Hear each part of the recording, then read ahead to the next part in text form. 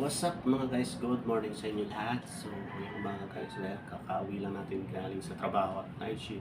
Magluluto tayo ngayon guys ng ating pangmadiinan na masarap na paksiw. So, isda siya guys, siyempre dahil paksiw isda yun.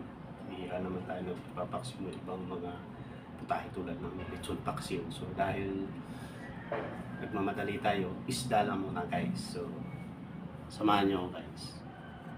So, bali, ito guys yung ating lulutuin ngayon. Meron tayong pang sahog dyan.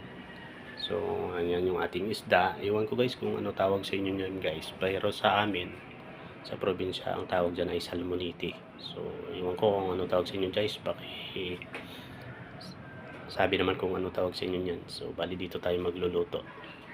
So, dahil solo tayo, bali ganito. Mag-isa natin gagawin to, wala ang tagahawak ng camera, so magsasalita na lang ako guys. So ilalagay natin siya dito guys, yun. So ganyan lang ako magluto guys ng paksiw na isda.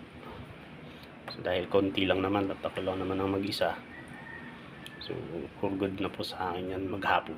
So simplihan lang guys, hindi natin kailangang maging marti sa pagluluto. Tamang-tama lang din yan. So lagay natin yung ating bawang, sorry, nalaglag pa, sayang, mahal ang sibuyas ngayon. So lagay na natin ang ating kamatis, toppings guys. Ganun tayo magluto, kailangan masarap. And then sibuyas ulit, bawang, tuya, yan. So ganyan lang siya guys. Tiknikan lang kasi nagmamadali tayo at oras na, hindi pa tayo nakakain.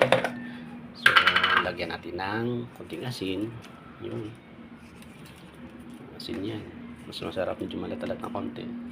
Saka yung ating magic sarap. So alam na, magic sarap,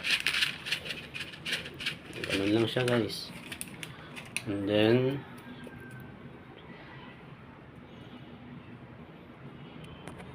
hirap mag video guys na mag-isa lang. So and then lagyan natin siya ng suka. Meron tayo ditong suka, inabot na lang natin, buti malapit lang. So lagyan natin siya ng suka. Suka guys, masarap, mas marami kunting, medyo maraming suka.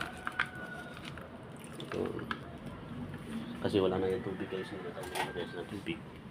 So dahil wala tayong paminta, okay na yan guys. Tayong paminta, bubuhayin na natin ang ating mahiwagang lutuan. Saka natin siya sa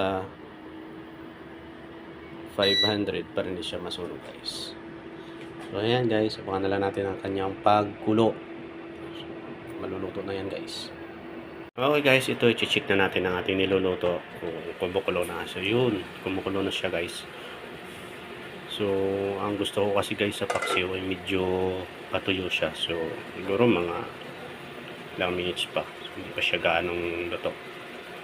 Mas maganda yung medyo patuyo siya guys. So, okay. Sabayan nyo guys at ating babalikan pagkatapos. Okay guys, dahil 1,000 years later na, balikan na natin ang ating nilulutong paksiw na isda na salmonite. So, yan guys. Medyo natuyuan na siya ng konti. So tama na yan guys, luto na yan siya. At pinatakan natin siya ng konting mantika. So for goods na yan guys, para tayo makakain na. Salamat sa pagsama nyo guys.